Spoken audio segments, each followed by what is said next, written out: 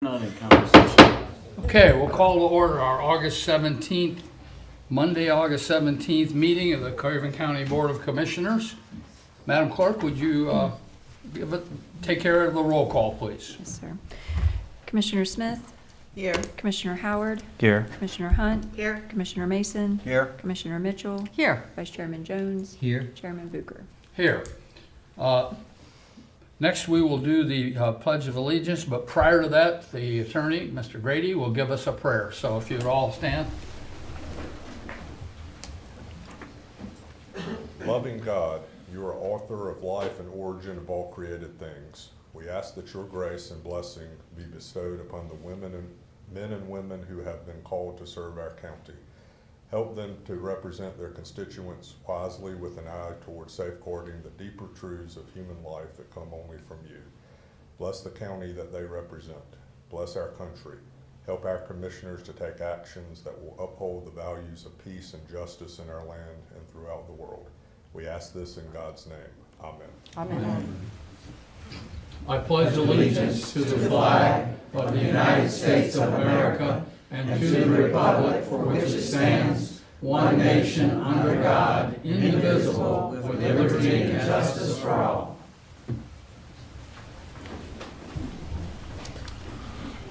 Commissioners, you have in front of you the agenda today. Are there any changes or additions? And if not, I entertain a motion to approve it. So moved. Second. We have a motion and a second. Madam Clerk, call the roll, please. Commissioner Smith? Yes. Commissioner Howard? Yes. Commissioner Hunt? Yes. Commissioner Mason? Yes. Commissioner Mitchell? Yes. Vice Chairman Jones? Yes. Chairman Bucher? Yes. Ladies and gentlemen, if you have not already done so, please silent your phones to make sure we don't have an interruption. And I would like to mention that we have, I'm going to take chairman's privilege right now. And I'm going to introduce Mr. Chip Shagnon, who's going to come forward here and have a few words for us. Thank you very much, sir. Appreciate the opportunity to jump into the agenda. I know that's a hard thing to do. Sir, as you know, we've recently had a convention here, the Purple Heart, and Military Order of Purple Heart. And thanks to this great council and our citizens and Jack and his fine staff, it was superior. It's not that I say that. Our surveys indicated that it was the best one since we've been doing this in 10 years. And Craven County even beat out Reno, Nevada. So I just want to let you know that we did a great job. I've been asked by the department commander to make sure that we give you a little memento. This is our convention coin. It's a challenge coin, but as you can see, this is a rather large one, and I can't very well shake your hand and put this thing in it. But we'd like to ensure that each every member, madam. Thank you. May I approach the Sure. Thank you, sir. Commissioner Hunt. Thank you, Jim. Yes, ma'am, thank you. Thank you. Mason, Thank sir. you very much. Thank you, sir. Yeah. Thank you, sir. Appreciate everything. Mr. Mason, sir. Thank you. And of course, Ms. Mitchell participated in many ways in we honored her dad. Thank you. Yes, That's nice. Yes. It depends there you go for that, sir. Thank you. Thank you, Jim. May I go over and With the see, color on thank the you. side. They pretty much do whatever you want within a range. I had the guy at 150. It's beautiful. It is beautiful. It's a little small. Thank you, madam. Great job. It is back there, finally. Thank you, sir. But these are fancier. Thank you very much, sir. Thank you. Appreciate you Thank you, coming. citizens. You did a great job, too. Well, I also mentioned that in our audience today, we have Josh Whitford. Josh is the next person who will sit in the seat right here on my left come December. So welcome, Josh. Number one on our agenda is the Owls Wildlife Center.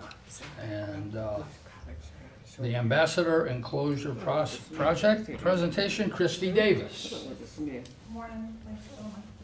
If you would. Yes. That's so everybody at home can hear you. Okay, good morning. My name's Christy Davis. I'm treasurer with Owls Wildlife Center. With me, I have Carla Aldridge, who's the vice president and the board of directors, and Pam Bader, who is also on the board of directors. So our mission with Owls Wildlife Center is we rescue, rehabilitate, and release native wildlife within North Carolina. We receive over 2,000 animals each year that we try to rehabilitate and re-release back into the wild. Some of those animals cannot be released. If they are young enough, we try to either find placement with another education center that can use them to help educate the public as to the importance of the animals. One, why it's important not to keep them, due to imprinting, special diets, stuff like that. And then two, it teaches, we're able to use the animals to teach why they're important to the environment.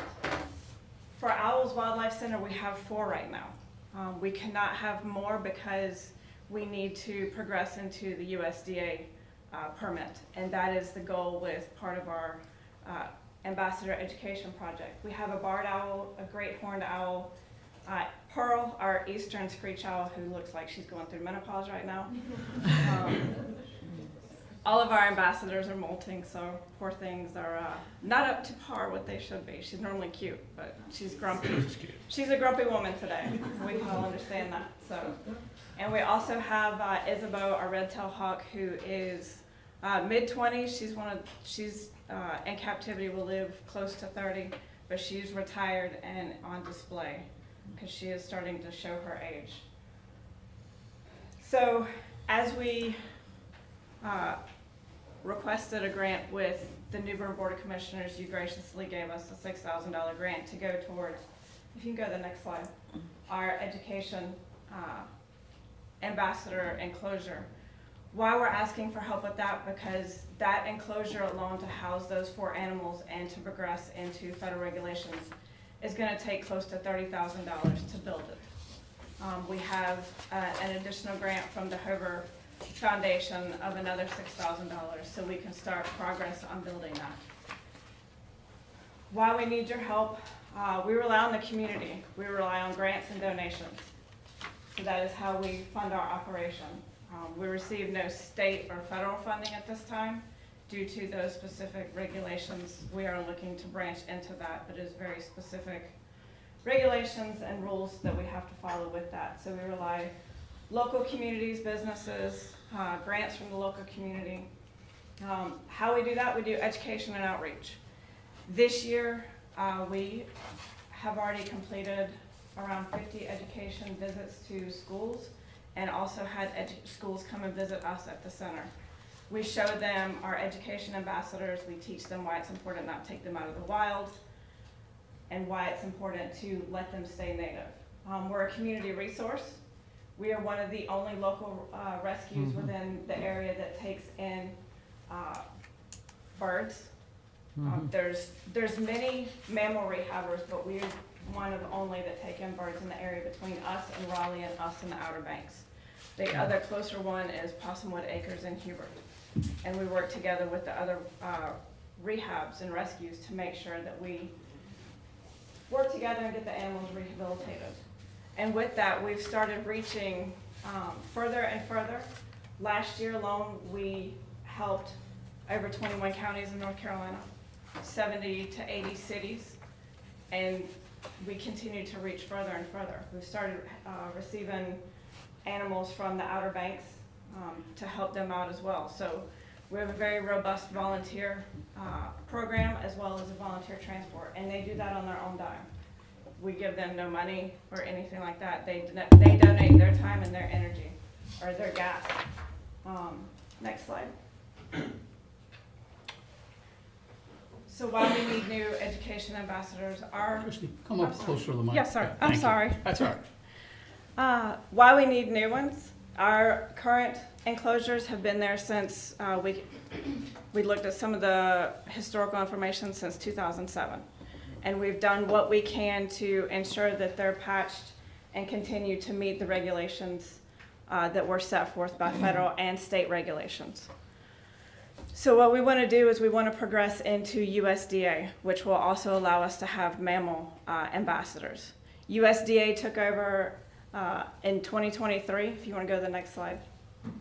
So they took over in 2023 governing ambassador, birds of prey, wildlife, stuff like that.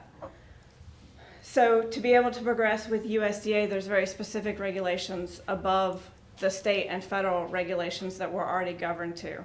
So we have to rebuild our education ambassadors because we have to separate rehabilitation and education. And if any of you visited the center, you know that our education is smack dab in the middle of all of our rehabilitation because that's where we were built. And as we grow, we continue to strategically plan where we need to put the next enclosures so that we can grow and meet and get our USDA permit. And this is one of the last big steps that we plan and hope to make this year to actually meet the USDA regulations and get that permit going. Next slide. So part of this is we have a very specific design that we go to as well. We are governed by the federal regulations, which require very specific enclosure sizes. We're going to build, a 20 by 50, and then 14 feet tall, because we need to help progress building them bigger than technically what is required by the little 10-foot enclosure because our birds are fully flighted. To keep the weather from damaging, we've started fully researching, working with engineers when we're building our enclosures to make sure that they actually do stand the test of time and the weather. Our enclosures are insured. Our bigger enclosures that we know will take a lot to replace are insured because, well, we're right there on the coastline and we know how hurricane seasons are with us. So to help protect that, we take every step possible to make sure that those are built to the best that they can be built and they will withstand weather and time, which is what has not happened previously when enclosures have been built. Next slide. In the end, what this gives us is room to grow. It gives the animals better welfare, more outreach for us, and it gives us the durability and the lasting value. And we appreciate everything that you've done for us so far.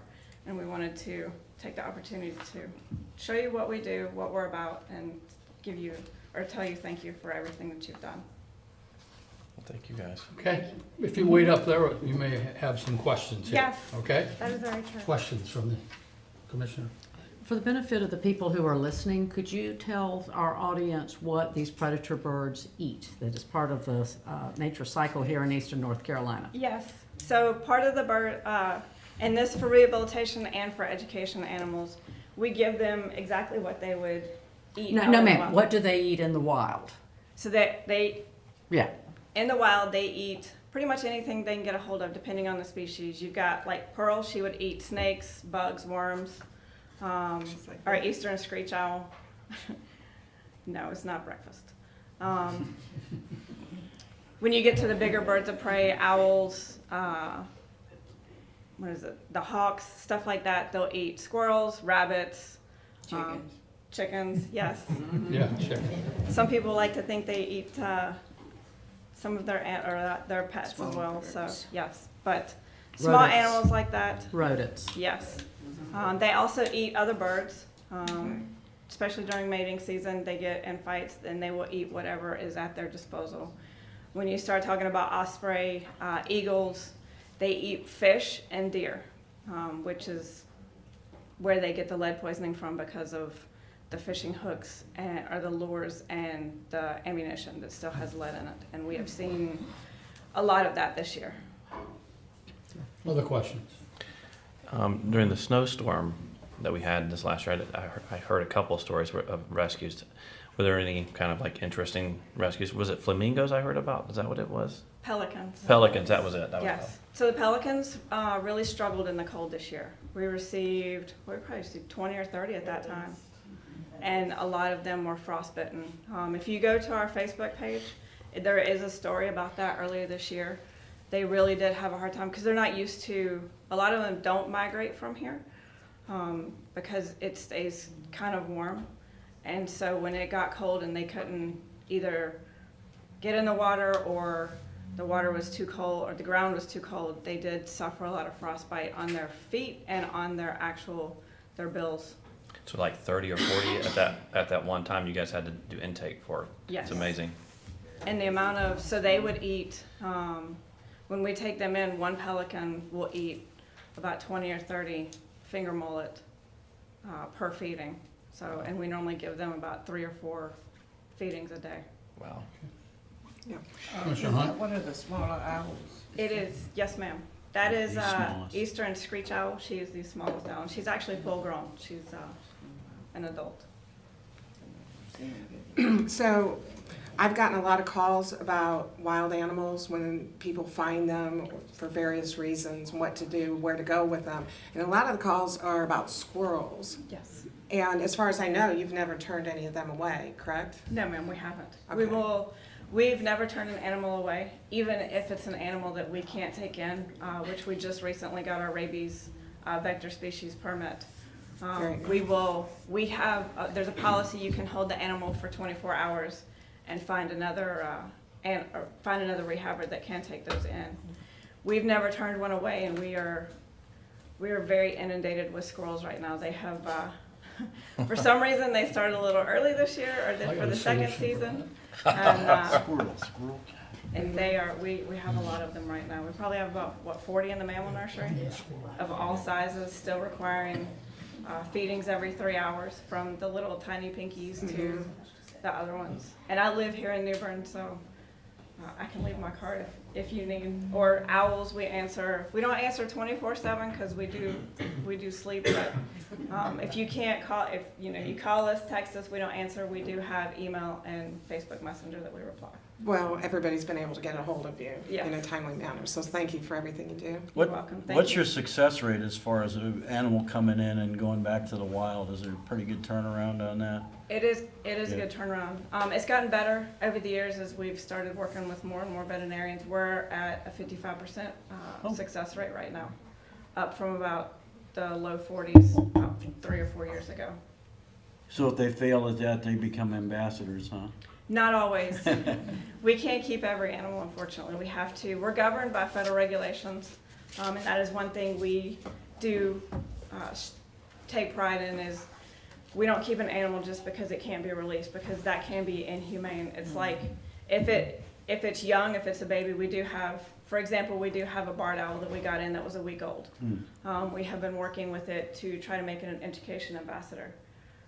We will post it on the National Rehabilitators website for everyone within the United States and Canada to be able to see, to offer that animal in home, which we did have success earlier this year, where we sent a possum who couldn't be rehabilitated up to New Hampshire to be an ambassador for an area up there. But we can't keep an animal just because it can't be released. It's like taking you as an adult and putting you in a cage after you've already known what it's like to be free and then not being free. So it can be cruel to them. Any other questions? I have one. Yes, sir. Where are you located? We are located off of Highway 24 in Newport. Okay. All right, if there are no other questions, we appreciate you coming Thank you. and sharing with us, and we appreciate you brought Pearl, and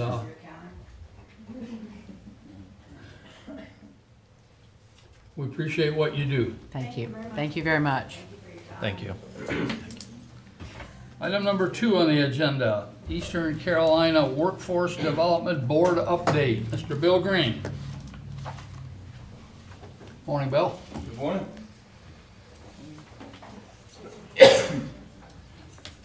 Commissioners, thank you very much for letting us come today. Let me first recognize Rashima Walker. He's our center manager at our News Boulevard Career Center, covering Craven. It also covers Jones and Pamlico County. So we're here to just bring you an update about our workforce. I'm going to give you just an overview of several points and see if there's any questions. So again, I'm Bill Green. I'm the Executive Director of the Eastern Carolina Workforce Development Board. We were established many years ago along with 19 other workforce boards across the state, and we are primarily the funding source and the managers for the NC Works Career Centers and the WIOA job training dollars. And so those funds come from the Department of Labor. So for 36 years, I'm a native of New Bern and Craven County. For 36 years, I was a commercial banker here in town.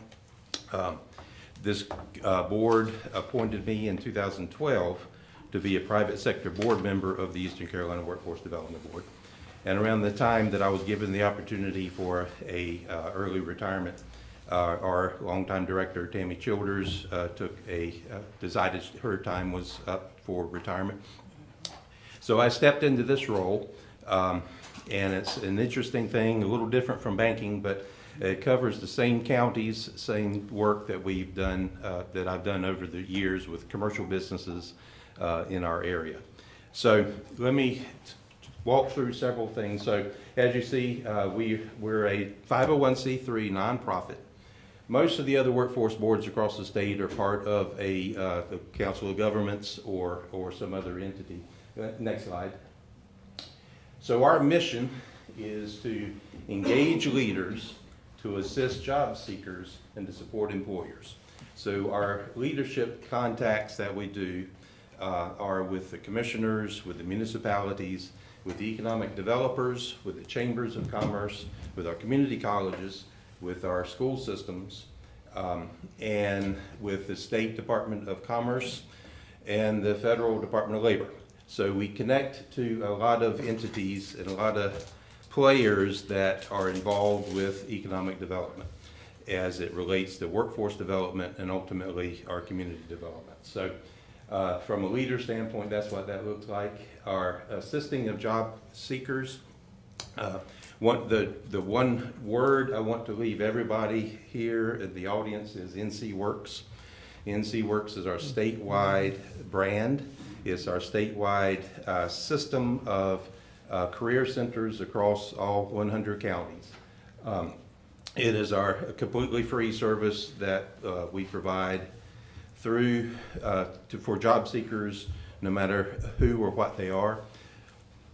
We focus on adults, youth, those re-entering society, those with substance use issues, those with mental health issues. So we cover as many people. What our goal is to get as many people working as best they can at the level that is highest for them. So job seekers are helped through our NC Works centers. Also ncworks.gov. So I want everybody to remember ncworks.gov. That is our website that you can get to any position, any career center across the state, including our one, which is a premier center here in New Bern. So job seekers, ncworks.gov, and that. And then supporting our employers. So we work directly with employers. Rashima and her staff work with employers to place job orders, to provide labor information wherever we can from the sources that we've got from the Department of Labor. So those are our three stakeholders. There's our mission up there, but our mission basically is to improve the economy by making sure our workforce is where it needs to be. So let's look at the next slide. So Craven County, of course, I was born and raised here, so if I'm in another county, I won't say this, but of course Craven is our center hub of our office, as you can see at the very top in the center. But we also we take a regional approach because all of the counties work together in some form or fashion. So Carter, Craven, Duplin, Greene, Jones, Lenore, Onslow, Pamlico, and Wayne are our core group. We call it the heart of Eastern North Carolina, and Craven County is the center of that. So we have comprehensive career centers in Craven, Carteret, Lenore, Onslow, and Wayne, and then we have resource centers in the other counties. So that's how we serve this. And those 9 counties were separated out, again, years ago. And there's different groupings of counties across that are covered by other workforce boards. Next slide. So these are some of the things, and I'm going to be the chatter, but Rashima could probably do a better job of this and may answer some questions. But job matching, we can sit down with a job seeker and just say, what are your interests? Well, there's a number of tools we can use to help people to try to find a pathway.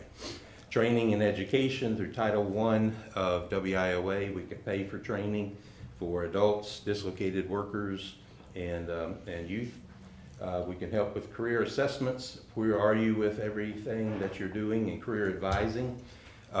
If you don't have a resume, we can help you get a resume. We can help you build that. If you're concerned about interview skills, we can provide those interview skills. So when you go into the Career Center, you can get all of these services as a job seeker, and then as I've mentioned, employers, we do job fairs, hiring events, and place job orders, just like any other for-pay service, but ours is again a free service. So those are some of the things that we do. Next slide. For business services, we can do recruitment and screening, labor market data, on-the-job training, depending on funding, tax credits and incentives when they're available and when they've been renewed, and then rapid response. Rapid response is if there was a plant closing or a reduction in force, we can go to that plant within 2 or 3 days and set up, oftentimes with our mobile unit that resides in Raleigh. The NC Works mobile unit has 2 banks of computers, and job seekers can go on board and very rapidly deal with those concerns that they've got if they've just lost the job through no fault of their own. So those are some of the things that we can do. Next slide. Next Gen Youth, we focus ages 16 to 24. One of our goals is to get youth involved in more knowledge than they currently see. I believe youth sometimes only see the things that they see. Whether it be Starbucks stores that they see, but our goal is to get them more involved in career exploration, and our focus really is also on out-of-school youth, those that have fallen out, that are not involved with school, not involved with work, and we think there's a lot of resources there we can get to them, and we've got dedicated youth specialists at the Career Center that can work on that. So that's a big issue for us is those youth that are not involved. Mm-hmm. Next slide. So again, we've talked about NC Works Career Centers, and of course we have the main one on East Boulevard. And if you don't know, it's 2836 East Boulevard is one of the 3 buildings up front, the Furniture Fair, Burger King shopping center there. So employment security services, training programs, and career planning. Those are all the things that we do at the career centers. And again, we co-manage those with the Department of Commerce among all the other 9 counties. Next slide. Our Future NC, or Our Future ENC, if you're not familiar with that group, you probably are. The goal is statewide is to have an additional 2 million credentialed or diplomaed individuals in the ages of 25 to 44, so that North Carolina remains one of the top business oriented workforce communities, so that as industries come in, they know that we've got the workforce, that they're trained, there's training available. From a Craven County standpoint, we learned back in the spring that My Future NC, which is again a 501c3 nonprofit as well, has targeted 8 counties across the state to receive funding to add a position to help drive credentials and diplomas. And Mr. Jack and his staff in cooperation with the Workforce Board. We're the convener with the school system, the college, the chamber, and the school system, the college, chambers, and our Workforce Board. So the Workforce Board is the fiscal agent, and should announce this week an individual that will work for the next year and probably a second year to really make Craven County one of those 8 across the state that will really drive this, so that our young people are getting the credentials that they need and know that they can get. So, next slide. So, just some information. So the Workforce Board has been around for 30+ years. We have a lot of success in on-the-job training, where we can, depending on funding, actually go in and provide the first several months of salaries for individuals that are working in new jobs that may be not traditional, that they couldn't get the job otherwise, so that we can support that effort. And we have a very strong veteran support. In fact, if you come into the Career Center, there's special seating areas for our veterans that are looking for support, and we've got specialists that can sit down with the veterans and help them. One of our goals, as we look at our 9 counties, our top employer is the U.S. government. If you look at our military bases, Seymour Johnson and all the Marine Corps bases, our goal is to keep those folks here. And once they get out, we don't necessarily want them to go back to Nebraska or wherever they've come from. We want them to stick around because they've got skills that we need to promote ourselves as a employer-friendly community. All right, next slide. So that's just some summaries. There's our phone address. Anybody needs to ask me any questions afterwards, we'll be glad to do that. Thank you for the commissioners for appointing us. One of our consortium of our 9 counties is a commissioner from each county.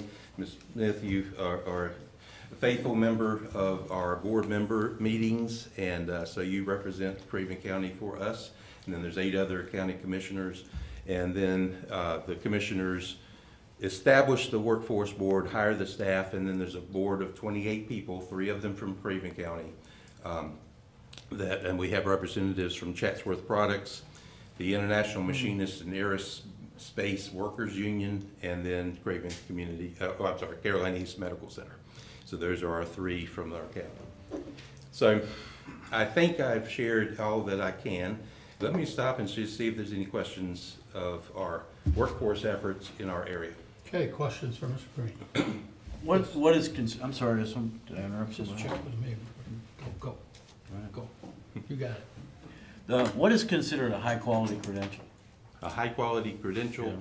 well, it just depends on the individual, but it's, I would say it's the credential that gives them their best chance for success. A credential could be a PhD, but that's not going to be needed for everybody. They're going to need a short-term degree from the Volt Center that is going to give them what they need. So I'd say it's the one that maximizes the highest and best opportunity for that individual. But it would include like welding certifications or licensing It like would. that? Okay.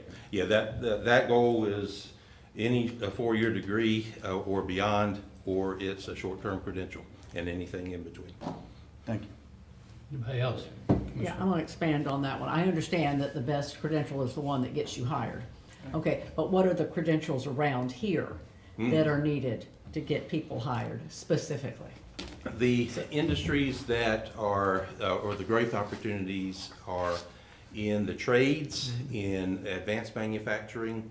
Welding is a big issue that we're always, you can get a welding degree both at the college and at the Volt Center. Manufacturing covers a lot of different areas. Our third main one is healthcare, and we have a healthcare collaborative between Carolina East Medical Center and the Workforce Board, and it's actually broader, and we have providers that come in with multiple counties so that we can address the need, all the various needs at the hospital. And of course, the hospitals need nursing, phlebotomists, all those things, but they also have HVAC specialists, electricians, food service, all those things. So Okay, as a trustee with a community college, how closely do you work with Dr. Stapps? Dr. Stats and I meet periodically. He and I are both on a Craven pipeline consortium that includes the college and multiple of his staff. Also the Craven, Holly with CTE director at Craven County Schools. So we connect all those pieces together. But yeah, Dr. Stats and I are involved with each other frequently. Thank you. Yeah. Anybody else? Well, I would only ask, I don't think a lot of people know of your organization. Would They that don't. be a fair statement? That is a very fair statement. When I talk to people that have known me from the past, it was easy to say what I did before. I'm a banker. But now most people don't know about the Workforce Board. Right. Which is fine. If you all know about the Workforce Board, the school systems, the county, all those things know about what we do, that's fine. For the job seeker and for the employers in our area, NC Works is what we want them to know about. Okay, anybody else? We thank you very much for coming. Thank you so much. Appreciate what you do. Thank you. Item number 3, Southeastern Integrated Care Program Overview, Stacy Williamson and Annalise Dusing. How did I do on that? How do you, oh, okay, good. And you got a third member with you, or fourth member with you? Maggie Moody. She is our marketing specialist. Okay. Yeah. Good morning, Commissioners. Good morning. Caitlin Godley with the Craven County Opioid Epidemic Response. I just wanted to introduce our guests today. We have Stacy Williamson and Annalise Dusling, as well as Maggie Moody. Sorry, I almost called her Megan. They are with Southeastern Integrated Care, and they're here to tell you about the mental health and substance use treatment services that they're now providing to Craven County residents. Thank you. I will start off. Thank you guys for allowing us to be here today. I appreciate your time. We are Southeastern Integrated. Again, I'm Stacy Williamson. A little history about me is that my husband and I started a behavioral health company 2007. We sold our company in 2021 and tried to retire. That didn't happen very well because we came back into it with consulting and assisting other agencies to grow their businesses across North Carolina successfully. So we started with Southeastern Integrated, just consulting, and then we quickly partnered with them because we did see how well they did things and how exclusive they were in their service lines, so across the state. So we started with Southeastern Consulting, and then the MCO, which is Trillium MCO, asked us to open a office in Carteret County to service those clients in Carteret County because there was a gap in services. And in that gap of services was ACT Services, which is Assertive Community Treatment Team, which is a high severe population with the severity of schizophrenics and those living in the community that needed that help. So it is a huge wraparound service, which is a great big deal. So we get hospitalizations coming straight from the hospital that we treat at home and keep them in their home.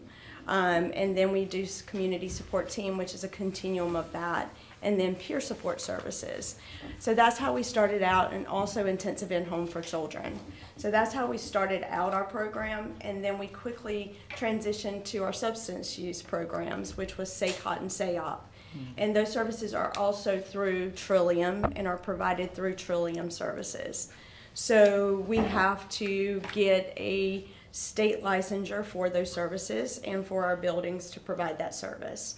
So we quickly transitioned into those services as well. And then we started residential. And that is something that kind of fell in our lap, but we embraced it. And we bought some homes out in Carteret County, and we started housing individuals. So we started a program that's a 180-day program. So in this 180-day program with our SACOT and SAOP services, is you enter into the program, you come in, you get an assessment completed. If you qualify for this program, you will enter into the housing, okay? And in that housing, in the first 90 days, is you have zero communication with family, you have zero cell phones, you are monitored 24/7. We have house managers who live in each of these homes. We have transportation. So you go into the home, you get transported to our agency from 9 to 2, and you do SACOT services, which is the therapy services and group therapy for SACOT.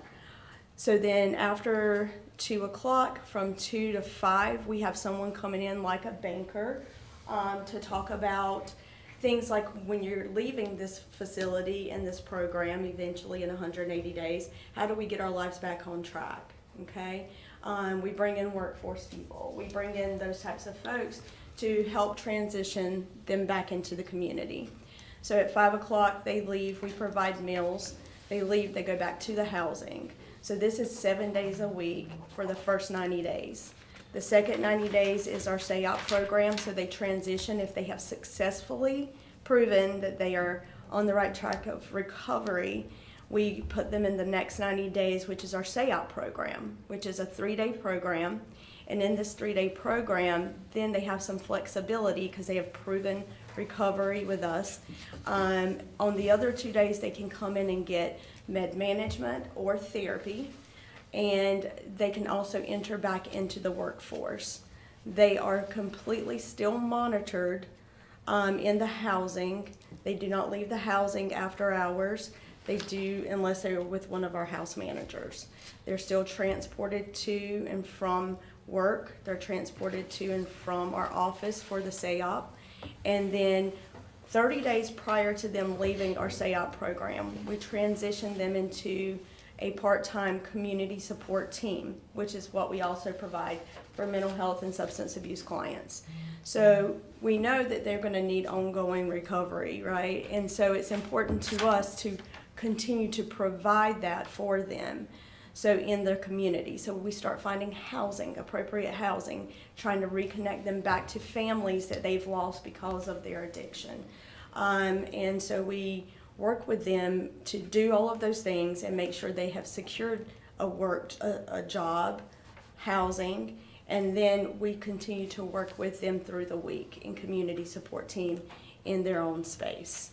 So that's important to continue that service outside of the housing service.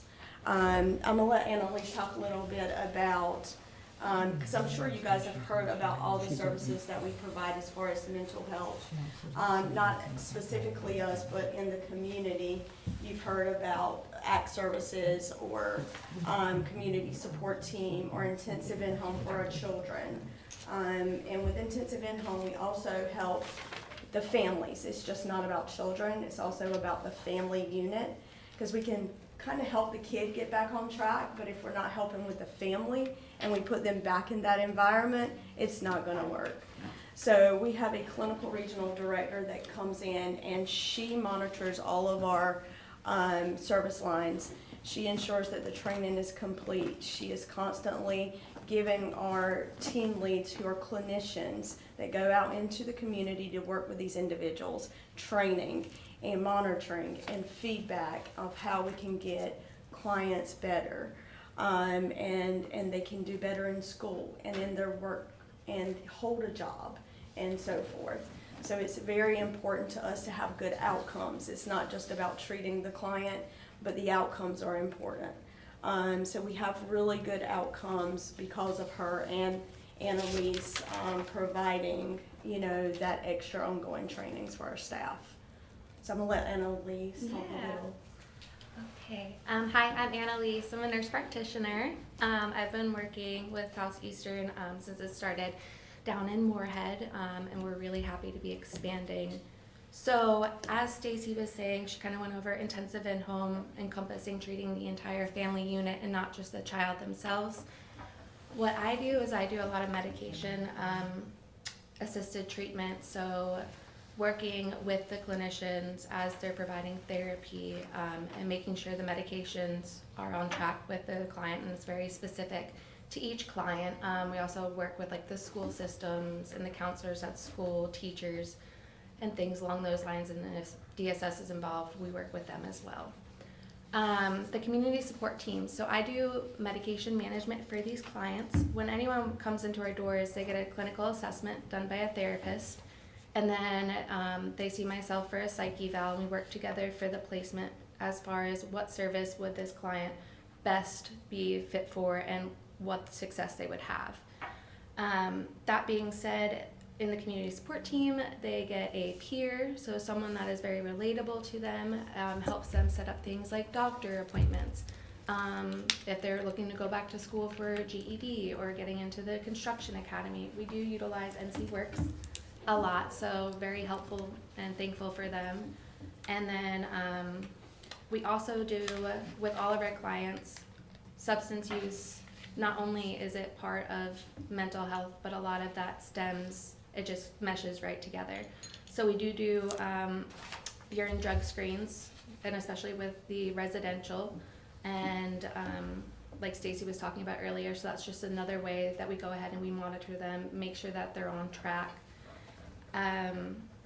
Moving up to the ACT, so on the ACT team, the Assertive Community Treatment Team, there is a physician that they see, there's a therapist, there's a vocational therapist, someone to help with housing, a qualified professional, which is kind of like a case manager, all encompassing, and other stuff. A substance abuse counselor. Nursing staff, yes, huge part of it. So a nurse actually comes out to their home, helps them with medication management. We work closely with a specialty pharmacy that sets up their medications in blister packs, so all they have to do is go ahead and punch each, so for the morning, the afternoon, for nighttime, and they work with them closely with that, setting up primary care, working and facilitating, just streamlining care across the board for them, and a lot of education as well. So that's something that we do with that. And then we also have the mobile outreach clinic that we've just started. So that has been amazing. It is out in the community, and people are actually able to just walk on, get an assessment, and from that assessment, determine placement for them and what program would best suit them. So that's been really fruitful and a really big blessing to our community lately. We can go to them, so if they've called the office and they're looking for some type of referral or assessment, we're actually able to go out and cater to the client specifically. So whether that's meet them in the Walmart parking lot, like we've done, or different churches, wherever they need us to go, we can actually go to them. So that's huge. The mobile clinic is a very big passion of mine because we're meeting the clients where they are, right? So the transportation is always a barrier for our mental health population here. So we have been coming into Havelock, we've been coming into New Bern a little, but we started this out with Trillium. Trillium wanted to partner with us and launch this mobile clinic. And as I had a little reservation of like how this was going to work and, you know, finding locations for this, but from down east, you know, those clients are unable to, you know, get into Moorhead to get treatment.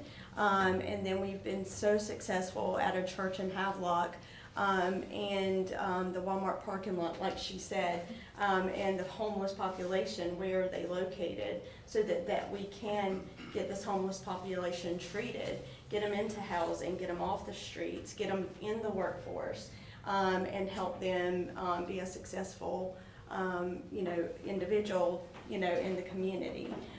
So that's been one of my passions. We also do transportation. So if a client does have problems getting to the office, we do have a transportation system that we're able to pick the client up, bring them to the office, and do an assessment. So we do have an office here now, 2807 News Boulevard. We're in Suite 4 here in New Bern. We are actually interviewing for therapists. We're having our office manager starts on August 31st. We've had the office for a little bit. It's just Trillium throws things at us sometimes and it's like go, go, go. So we're prioritizing things to make things work quickly, like the mobile clinic.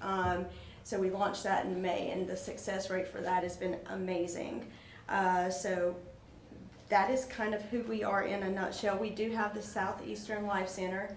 So the residential part of what we do is separate than what we do for SACOT and SAOP in all of our services through the state.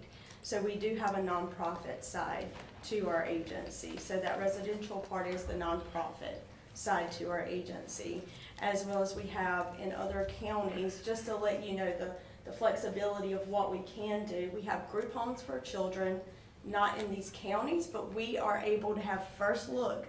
And we had a client that was a kid who we were able to get into one of our group homes that stayed in the hospital for 6 months. We were able to get him into one of our group homes. He was being put in a dog cage. He was being chained to the backyard. He was suffering from wounds. He had been, there's a lot of things sexually molested. This kid was torn and he is thriving. He's still in our group home 8 months later, but he is thriving and doing well in school. So that's just one of the, commitments that we do. And we have adult group homes. We have equestrian-like center where we can do equine therapy for our clients for children.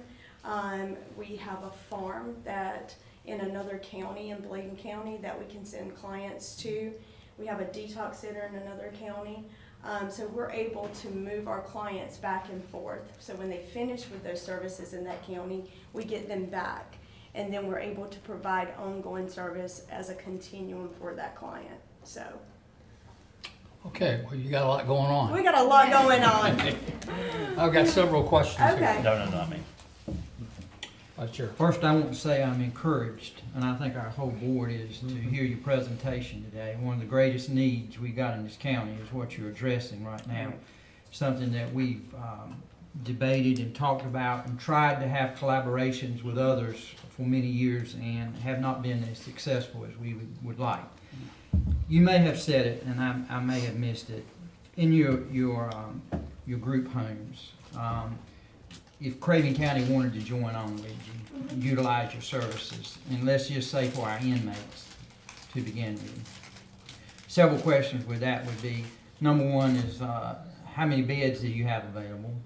Number two is, if we have an inmate that would come from Craven County to your facility that would be eligible, who would pay for that? Okay. You want to address those two if you could? Yes. So we have 48 beds right now. We are hoping, honestly, if we do eventually get a contract with Craven County for jail diversion and inmates, we would love to, we've already started looking at housing here. Because we do have a contract with Carteret, we have a contract with Onslow. We have 12 open beds currently. The current process, I can tell you, is we get a call from jail diversion. They call us and say, hey, we have this inmate. They can be picked up at 3 o'clock. We're like, okay, we got a bed, let's go get him, or they bring them to us. And they also go through a whole process, because the last thing that we want is to take a client that may need a higher level of care, such as inpatient stay, because we are not an inpatient facility. Even though we do have the residential, it's not inpatient, so there is no medical monitoring. That being said, an example, so before we had this process in place, we received an inmate who was in diabetic ketoacidosis, which is very scary. It requires an ICU stay, an insulin drip, and we're just negating things along those lines because we want to get people the correct treatment right off the bat. So if they do need a higher level of care, the paperwork is sent. I can review it myself and either say yay or nay to the client. So that's also kind of a safeguarding process that we have in place as well. But if one's coming from jail. And usually that doesn't happen. Normally they're accepted and everything, but just to make sure for the client's safety. But if, once they get to our agency and then we do the assessment, we place them correctly, and then Annalise will see them for the medication management. What we don't do is Suboxone or methadone. She is No, she's not gonna do that. So if they're coming off of that, or we're assisting them with that, and Elise will assist that with other medications that coincide, and is not a contraindication of anything else. So what we do is get them into the housing immediately, and they start our program. So once they start our program, SACOT is paid for by the state. Okay, so we bill SACOT services to Trillium, MCO. The housing is paid for by the county, if the county has a contract. So right now, Carteret County has the contracts, and Jacksonville, Onslow County has a contract. So they pay for the bed. And I think that bed is $50 a night. 50 or 55. $55 per night. You done? Go ahead. Okay. Did I answer your question? I'm sorry. Was that, okay. And we also provide female beds too, which is something That was my next question. How many? very difficult. Yeah, we have 15 female beds. Mm-hmm. And are they full? We have 2 availabilities right now. Commissioner Howard. Just on the working with, a lot of times the first line of defense is law enforcement. Do you guys have some good relationships with like the sheriff's office, local PD? Because a lot of times they're the ones getting the call and they need to be in touch with you guys pretty quickly. Right, yeah. So we do. We have good relationships right now with local PD. They'll even come and monitor our parking lot sometime, or stop into our office a lot of times just to say hey, or see if we need anything. There's a lot of times that law enforcement contacts us not for SACOT and SAOP and residential, but there's To the mic. Oh, so sorry. Yeah, so people can hear you. I'm so sorry. I'm always talking and loud and. It's all right. Okay, so, so a lot of times they'll call and say, we have this client that may be talking to themselves, hallucinating, and we get them in the door, we do the assessment, and they need a different type of service. So it's important, again, to identify the right service so we're getting the right treatment for the client to be successful. Yeah, thank you. Other questions? We're also usually in contact with parole officers Yes. as well. That's a huge thing. So as long as HIPAA compliant, obviously, but that's always an open door with communication. Thank you. Vice Chair. One last thing, you made mention about potentially having a home here in Craven County. Yes, sir. How far do you see that's out? I mean, do you think that's gonna be a reality soon? Do you? We do. So we had a small office in Little Washington, but Pamlico County has reached out to us several times. We've been to several meetings there, but we are definitely, Kelly is definitely looking. He has already been looking for housing here to see.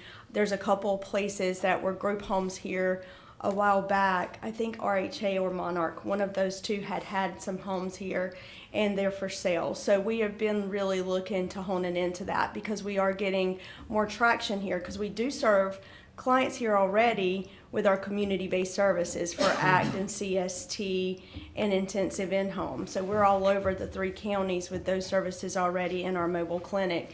So it would be exciting to be here for that, as well as having a home and a house manager and setting the whole system up just like we do Carteret County. Yes, Ms. Smith. Now, do you get your clients from references, or can a person walk in off the street and say they need help? Yes, ma'am. Anybody can walk in off the street and need help. We can do the intake right then. We may have to schedule them the next day for a CCA, but if we have a clinician that's available right then, we can do that as well. Our regional director, clinical director, is usually on call for those type of walk-ins as well. Annalise is usually available as, the psych provider to be able to provide the psychiatric evaluation right then as well. But we do get a lot of referrals. Maggie does a great job educating the community and making sure that they know that we are a resource to their Now, all of community. your clients are not in patients, are they? No, ma'am. Okay. If they do need inpatient stay, so around here when I service clients in the New Bern area, we have had to IVC a few clients. So involuntarily commit them or voluntarily. So I personally have brought people to the hospital before where I'm visiting with them and they're expressing that they have thoughts and a plan to harm themselves. So I'll go ahead and I'll transport them to the hospital. And then we work with the hospital, getting like discharge paperwork. But while they're in an inpatient facility, we're not currently providing services to them. It kind of goes on a pause. And then once they're discharged, we work closely with the facilities to make sure, for me personally, if there were any medication changes, if we need to go administer a long-acting injectable, which is something that we do frequently due to non-compliance issues, especially in the community, that's something that we do as well. So as long as they have Trillium and Medicaid, they're IPRS state funds. Yes, IPRS state funds, we're able to serve them. I have one other question. When you are working with clients, do you work totally with getting them well, or do you do work and giving them a first and getting them back in the workforce, active in communities? Yes, so that is something that we do. Our goal is to make the client or help the client achieve the achieve the best possible version of themselves. So that is a working, functioning member of society, happy, stable as far as their mood, contributing and also receiving from their family and employers, and just an all-around encompassing service. So while they're in our services, one thing that we establish with them right off the bat is a person-centered plan, which we achieve their goals. So we look at their goals, we set them with the client, and then we continually reassess those goals and say, thank you. And make sure we're helping them meet those goals. And if they're not meeting those goals, then we'll go ahead and adjust and tailor their plan to more realistic expectations and go from there. But we do not want to put them in the workforce until they're the best Correct. of themselves, so that they're successful in that as well. I said one other question, but I guess I'm like Columbo's. I have one more thing. Do you try to connect them with programs such as NC Works? Yes. Work with other Yes, agencies to. We love connected. So the thing about our agency, and I always say this, is there's enough sand in the sandbox for all of us, so we're not competing with anybody. We want to collaborate with all other individuals and resources, and we want to make sure that we're collaborating. If we have a client and someone else does the same exact service we do, but we are not connecting with that client, I'm going to refer that client to another agency so they get what they want. It's about the client and their needs and getting them what they need, not about us. So, Thank you. I have a couple of things. First of all, thank you for your presentations. It answered a lot of my questions, as did the other ones there. But I have a couple more. SCIC's been around for a very long time. What is their recovery rate?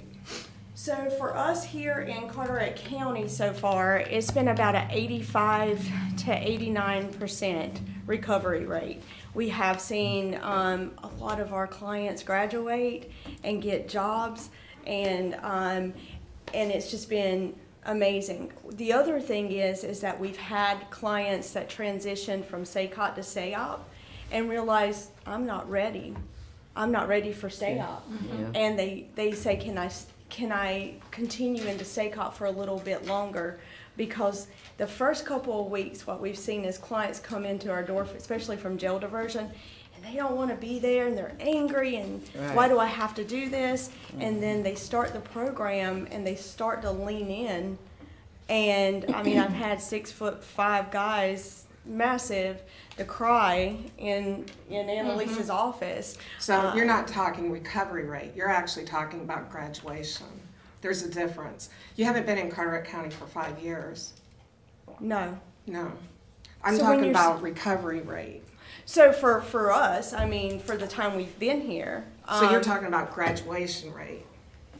Right, so recovery when it comes to mental health is I don't know that a person's fully recovered from substance abuse in 6 months. Right. Is No. my point. That's the reason we do the ongoing, like I said earlier, the ongoing services like CST, and we engage them in the community because CST has that substance abuse component, who's a licensed substance abuse specialist that continues to work with that client and follow that client into the community to make sure they are still getting your analysis, because we do labs on site. So they're still doing your analysis, they're still getting medication management ongoing from Annalise.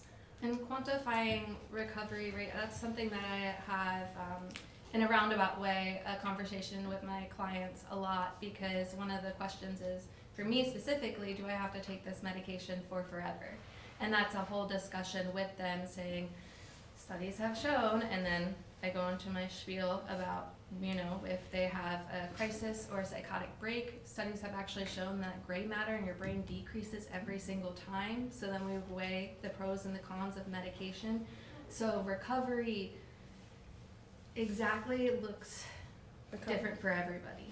So that's kind of the conversation that I have on a daily basis with clients, just getting them to the best version of themselves that they can be.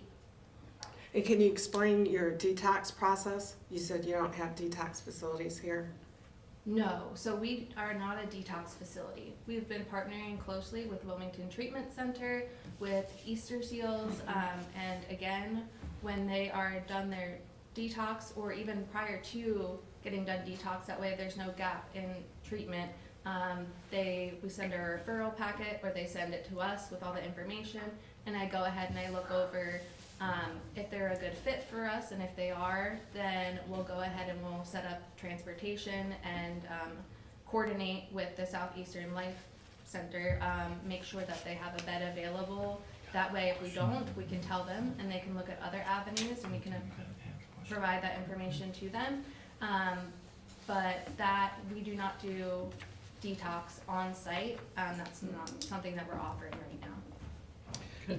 And then about the mobile unit, I've been seeing it around. What is the utilization rate? It's a lot higher. Trillium is very pleased because I think prior to another agency had this and there was no usage of it. And so we've been very successful. Like I said, there's probably 16 to 22 clients a month doing outreach with this mobile clinic, which is great. It has been extremely successful, but we've done a lot of outreach, prior to launching this mobile unit, like getting a calendar, getting it out into the community, locations, making sure people understood where we were at. Our referral sources, stakeholders know where we're at and what we're doing, so if they have a client, they can refer, hey, the mobile unit's gonna be in this location today or tomorrow, and this is near where you live. So that kind of thing, but it has, it's been very successful so far, so, yeah. Okay. I look forward to seeing it Craven County more. Even if we don't contract with SEIC or anything like that, I would still like that information to share with people. I'm They feel reach free out to to me. stop by too and check it out. It's pretty cool. I wanted to, but I knew you guys were coming, so I decided to. Absolutely. Yeah, and what we have on the mobile clinic, just to let you know, is a clinician and a peer support who does all the outreach. And our clinician, it's amazing, she's from a different country, so our clinician says like she never had like care, like medical care, mental health care in her country. She's from a very small country. A bus would come once a month and they would line up around the bus to try to, get to it before the end of the day, and sometimes they would have to wait till the next month.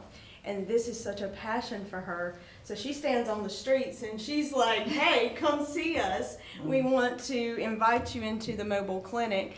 And then the hospital also has asked us to partner with them a few times with their mobile clinic. And so, but we will be more engaged in Craven County very soon with that.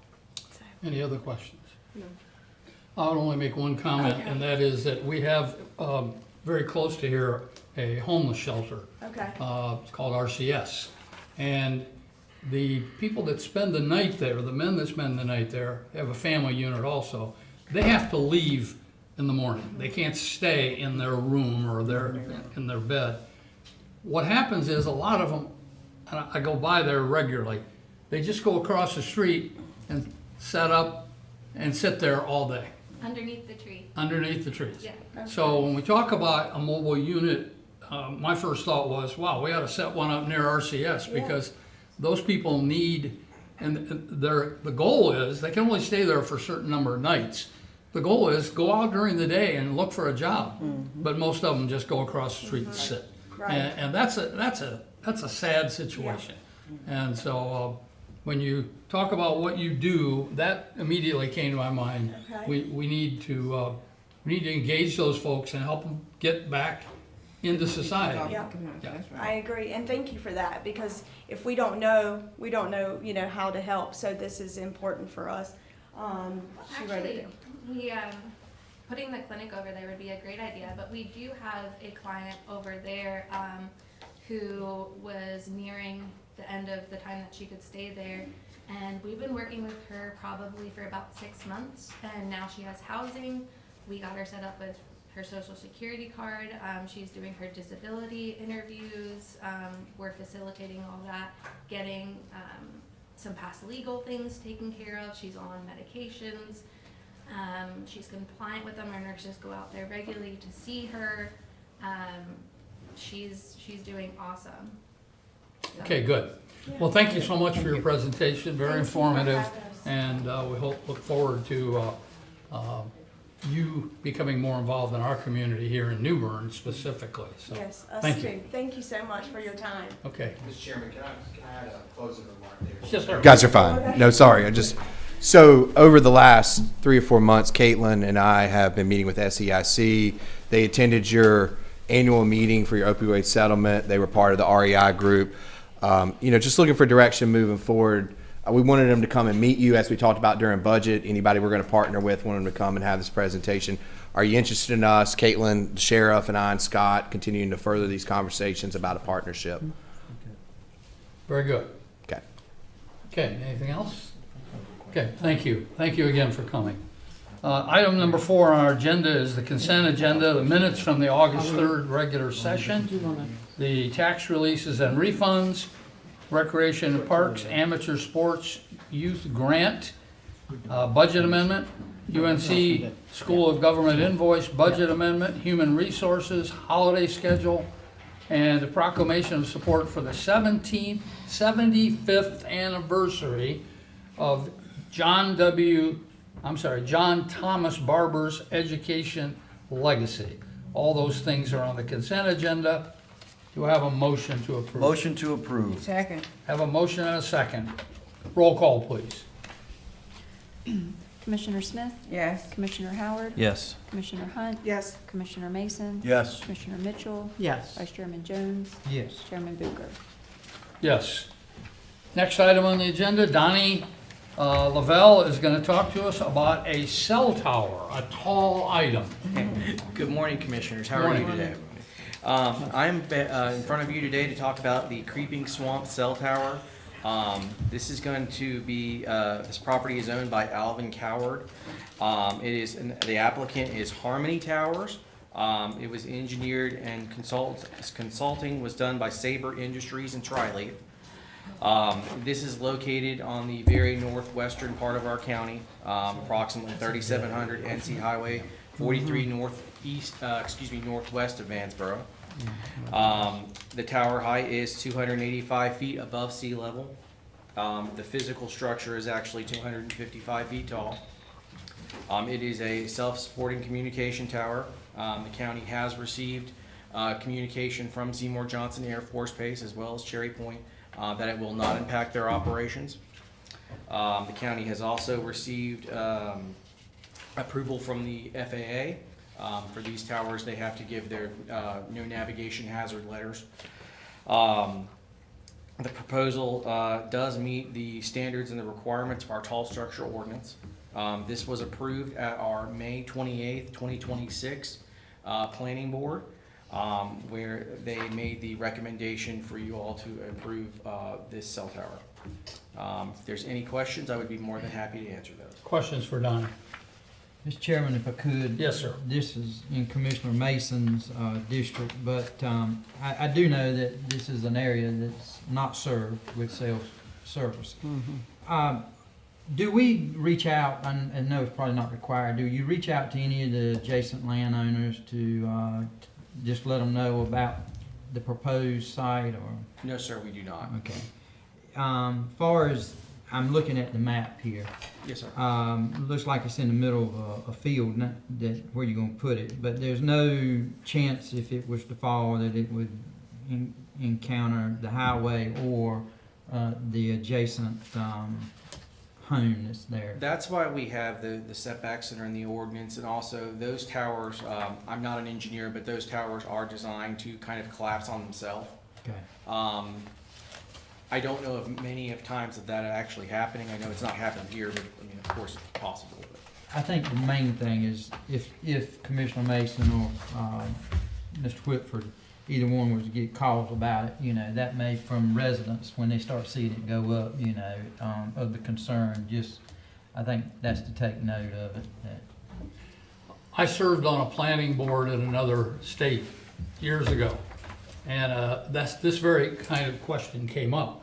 And the engineer was in the room to get the approval. This was in a town where there were other houses really close by. And he said, these towers don't fall like a tree. They don't go like that. What they do is they collapse in the middle. They're designed to do that, so they kind of fall on themselves.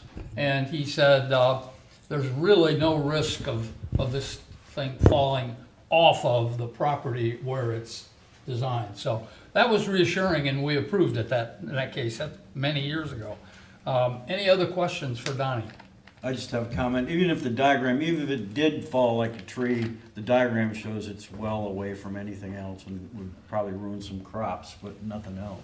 Okay, do I have a motion to approve? So moved. Have a second? Second. Okay, we have a motion and a second. We do not need a roll call on this one, I don't believe. All in favor? Aye. Opposed? Motion passes. Thanks, Thank you. Donnie. Have a great day. Diana, she's a regular at our meetings lately, huh? She comes to every meeting. And It's a pleasure. good always. stuff, right? Yes. All right, Diana. The State Maintenance Assistant Program, or SMAP, is a state-funded public transportation grant program administered by the North Carolina Department of Transportation Integrated Mobility Division.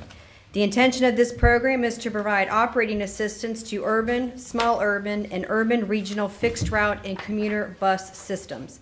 Eligible uses of the funds are limited to a system's operating costs. On August 3rd of this year, CARTS was notified that we have been allocated $131,691 for fiscal year 27.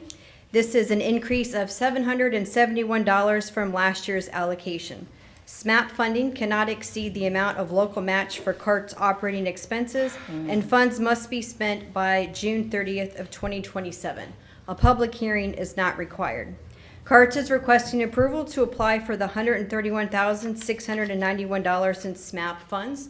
A copy of the application budget, cover letter, and certified statement are attached in the agenda packet. Okay, questions for Diana?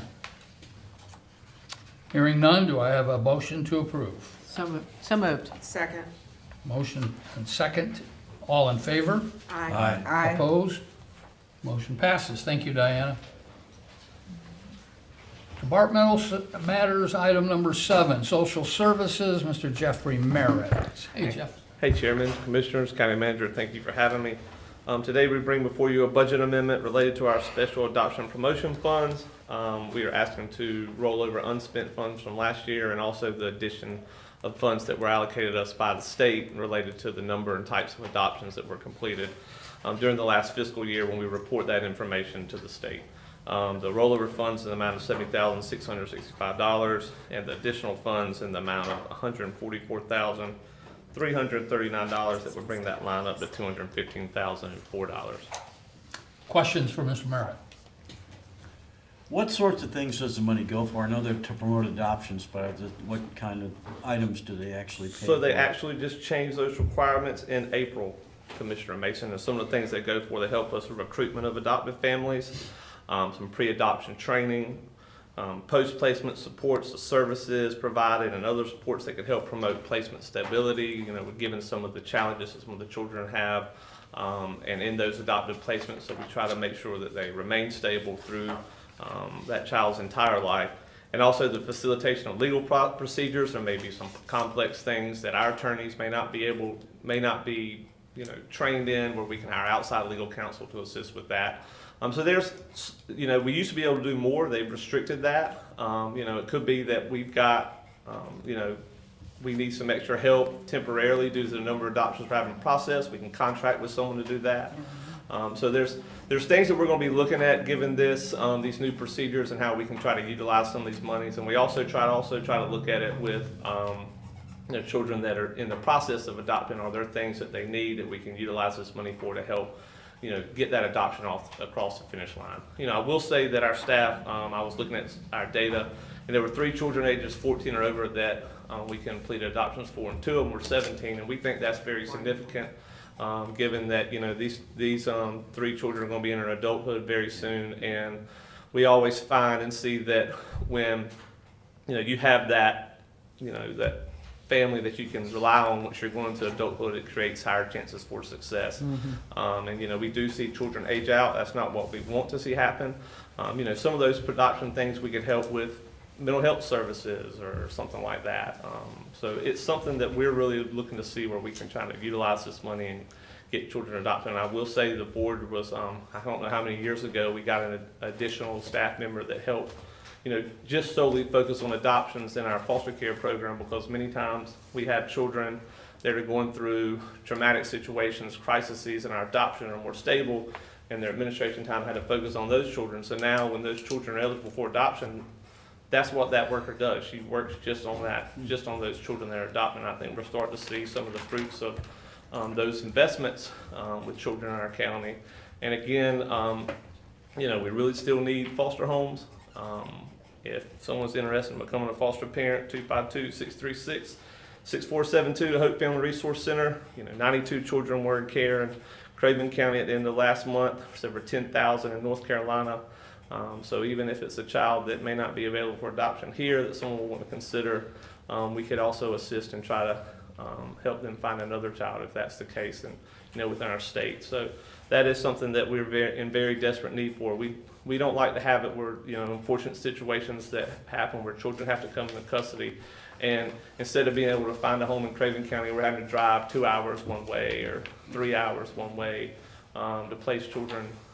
We really want to try to get people to come and be licensed foster homes in our county so that those children can stay in their community and where they can hopefully still attend the same school, see the same surroundings. It's going to be a very traumatic event, but anything you can try to do to lessen that traumatic event, even some things that would seem incremental to us, it may mean a lot for a child to have some sense of normalcy. But when you move a 7-year-old like we had to do the other day, 3 hours away because there's no homes available here to take that child, they're in a totally new place, even with new people, and that just magnifies that experience.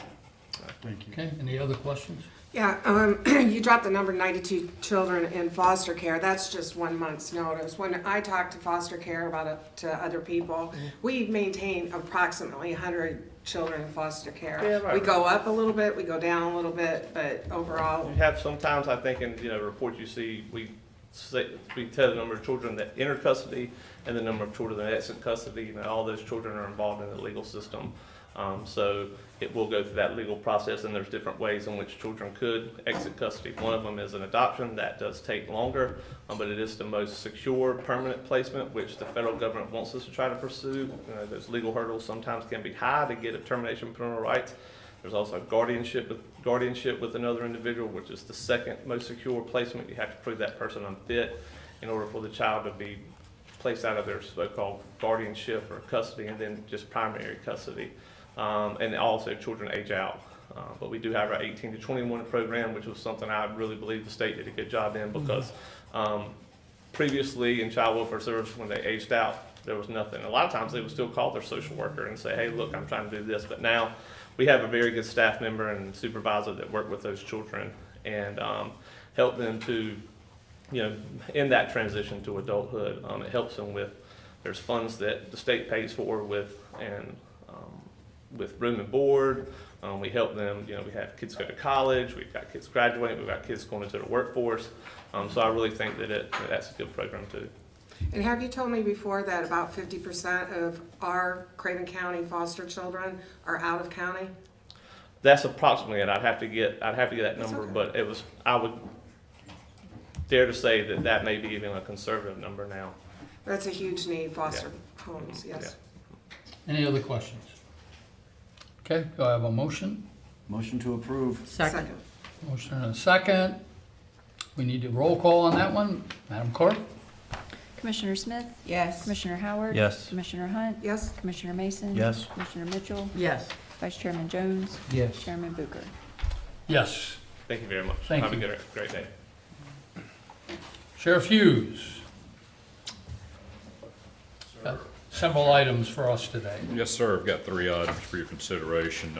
First is going to be donations that we received in the fiscal year 26. Want to move them to FY 27. Those will be used for various items that we need, sometimes equipment, training, uniforms, etc. It's in the amount of $41,894. Okay, do I have approval, a motion to approve? so moved. Second. Motion and a second. Roll call, please. Commissioner Smith? Yes. Commissioner Howard? Yes. Commissioner Hunt? Yes, Commissioner Mason? Yes. Commissioner Mitchell? Yes. Vice Chairman Jones? Yes. Chairman Booker? Yes. Next one is insurance funds. Yes, sir. This is in the amount of $30,854 was from fiscal year 26. We want to move that over to this year for use of repairing vehicles. Okay, do I have a motion to approve? Motion to approve. second. Motion and a second. Roll call, please. Commissioner Smith? Yes. Commissioner Howard? Yes. Commissioner Hunt? Yes, Commissioner Mason? Yes. Commissioner Mitchell? Yes. Vice Chairman Jones? Yes. Chairman Booker? Yes. And the third one. Yes, sir. This is going to be in the amount of $86,138. This is for the first payroll of this fiscal year. We've had members that have retired, so this would be the payout for holiday pay, vacation, and any comp time that they had occurred throughout their career. Okay, motion to approve the budget amendment. Second. Second. Oh, motion and a second. Roll call, please. Commissioner Smith? Yes. Commissioner Howard? Yes. Commissioner Hunt? Yes, Commissioner Mason? yes. Commissioner Mitchell? Yes. Vice Chairman Jones? Yes. Chairman Booker? Yes. You have anything to share with us this morning? First day of school is going to be August 24th. Our SROs are already in the schools, working closely with the staff to prepare the schools, doing security assessments, making recommendations to any security needs that might need to take place in that school, and just working closely with the staff to make sure this is going to be a very smooth transition, but we are ready to go. Very good.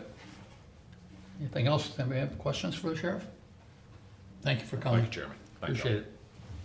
Item number 9, appointments pending. Community Child Protection Team, Craven Aging Planning Board, ABC Board, Clean Sweep, Crime Prevention Council, and Advisory Council. Those will be coming up.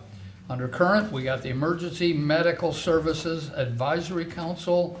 Deborah Rogers seeks reappointment. I would make that recommendation that we reappoint Deb Rogers. Do we have any other nominations? Hearing none, she will be appointed by acclamation. Craven Aging Planning Board, Pam Woods seeks appointment. Nominate Ms. Woods.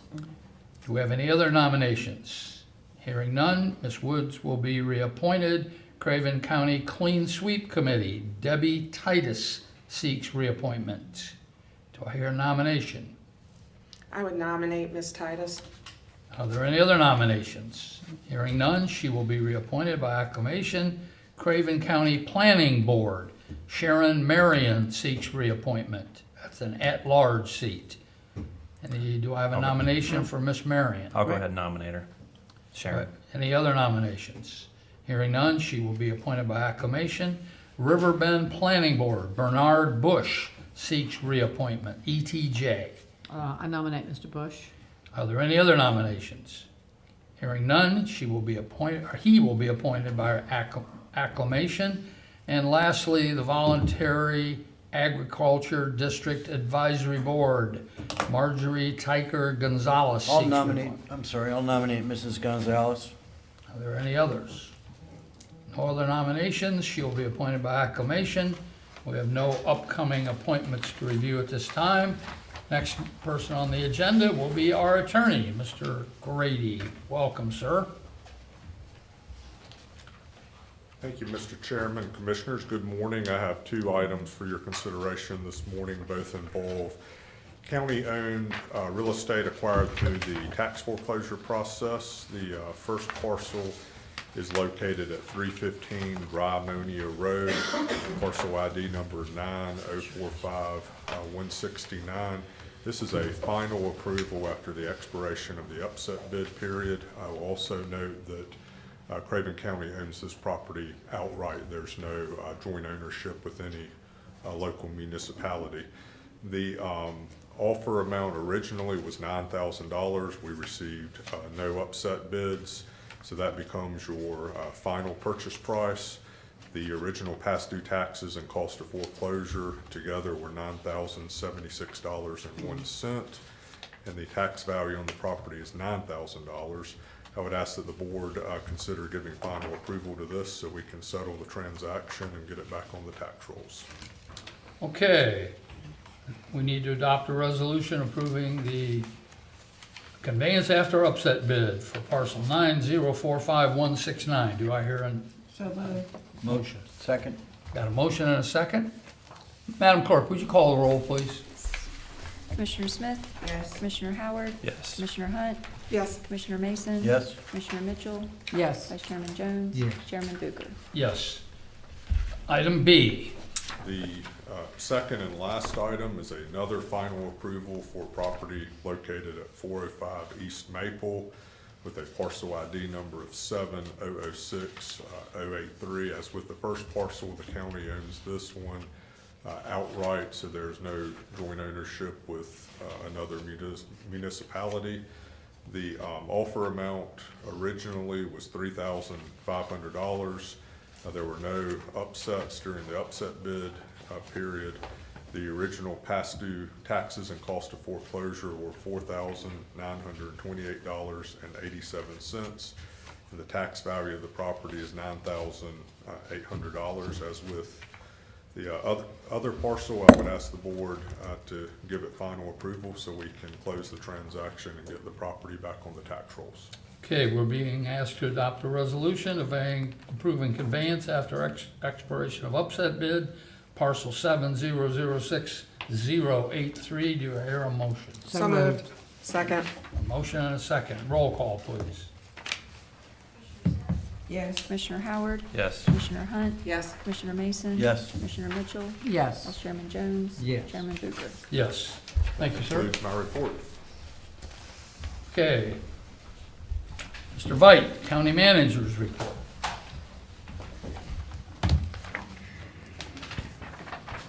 Mr. Chairman, Commissioners, thank you for the opportunity this morning. Not a lot to report, but just keep you up to speed. Last week I attended the Kerswama meeting, which is our local landfill. Starting off in the new fiscal year, they did a study in partnership with the state to look at what is in the waste stream, right? What is in the trash that goes to the landfill. And I found it very interesting. Commissioner Jones and Mr. Asher were there as well. Surprisingly, Craven County scored very high in a couple categories, which was recyclable items that could be recycled. We were much lower than the other counties that were studied at about 16%. The average there was around 23%, finding recyclable materials in there. A lot of other things that were found, but one that I do want to point out for the record was there is an issue that's developed not only in this study, but in instances where we've had certain fires and things like that, which is people disposing of lithium batteries in their trash. And oftentimes when those things get mashed down into either the truck or into the yard, they catch fire, and we've had two instances where that's happened here locally. That's something that a lot of folks don't recognize. If you have an item that's rechargeable and that recharge stops, that doesn't mean that item's ready for the landfill unless you remove that battery and recycle it at one of our 7 convenience sites or at local retailers that have that service. So little PSA there for you this morning for the landfill. Last week I was also able to meet with Smart Start. I talked to Commissioner Smith about that last week. We were able to have a conversation with them that was a carryover from our budget process, and we talked to them a lot about the Dolly Parton Imagination Library, where we're helping them sustain that program after they had some funding cuts. I believe we got on the right track there. There were a lot of things they shared with us I did invite them this fall or winter to come and present to the board and share with you guys what they're up to out there. Later this week, some of us will attend the NCACC Group of County Commissioners State Conference in Durham. Looking forward to that. One of the highlights I just made a note of is, as you know, the legislative session has now ended.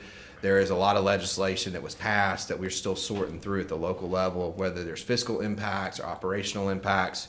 So I'm very interested in how other counties are viewing some of that legislation. Also, in talking about the legislature, there is an adjournment resolution that does bring them back in late November. So we'll obviously keep our eye on that for opportunity for additional legislation or fiscal things that we may be interested in. And on Friday, I was able to meet with our DSS director, Jeff Merritt, who's here, and he shared a lot about adoption. Jeff and I meet every month to talk about how DSS is doing. He'll be here with you in the fall. Again, some of those legislative changes are going to impact how DSS operates. So in October at your work session, Jeff will be here with his team to share some of those fiscal issues with you. So other than that, Mr. Chairman, that's all I have, unless you got things for me. Questions for the county manager? All right. Thanks so much. Thank you. Okay, next item on our agenda is Commissioner's Report. Start with you, Bass. You have nothing today? Yes, sir. Thank you, Mr. Chair. I'd like to go back to the Southeastern Integrated Care Program. I believe the county manager was asking for some direction from the board in terms of how did we want to proceed. Right. So, before, and Caitlin's already left, but before we spend a lot of time negotiating a contract, just want to get your thoughts. Is this, what you heard today, something you want us to begin that process? Obviously, we'll include Sheriff Hughes and Scott Harrelson, Jeff Merritt, folks who are impacted by individuals that need these services. That may take a month or two. If you guys give us kind of the head nod. I was impressed with what I heard. We're short on services. I would recommend that we go forward. If you need a motion, consider that one. And I'll support what ET said. We discussed it, and I think that, yeah. You need a vote? I just need a head nod. I mean, if that's something, because we'll all have to bring the contract back to the board. Everybody was favorably impressed. At least that was the impression I got. I wanted to say a little bit more, but they did such a good job. But one of the things when we've met with their team is their inclination to acquire property here in Craven County, whether it's an office, a house or two. They said something, and it really resonated with me because we have such a struggle, is they want to focus on female individuals here. We've tried for at least half a decade to get somebody to do that, and they seemed interested. So, I mean, if we could crack that nut, that would definitely be a big win for us all. So, okay. All right, so we'll proceed with that and get back to the board probably in October. My guess is we'll be back at that work session. That was all I had, sir. Okay. Commissioner Smith. I may be out of commission for the first meeting in September because I'm having surgery on the 3rd. Hopefully I will be back by the 2nd one, but I'm not sure. But I will be not available for our first meeting. Okay, thank you. We'll keep you in our prayers, and I hope that goes well. Thank you. Okay. Commissioner Hunt. No report. Okay. In our proclamation of our consent agenda, we did a proclamation of support for Mr. John Thomas Barber's 75th anniversary legacy. It is sad that the school that's named after him is so old and really is in need of replacement. It'd be nice if we could come up with a better school to reuse his name on. Okay. Anything else? No, that's it. Only thing I want to remind the board, if you will, put in your calendars, Coach City is having their Fireman's Day on September the 26th. 10 a.m. they'll have their parade, and they have extended an invitation to this board to come and be a part of that day. So, that's it. I have nothing to report. Commissioners, we're being asked to go into closed session. Pursuant to NCGS 143-318.11A4 to discuss the location or expansion of industries or other businesses. I move that we. Do I have a motion? So moved. Second. Motion second. All right, take a 5-minute recess and we will go into closed session. You need a vote. Oh, yeah, we need a vote.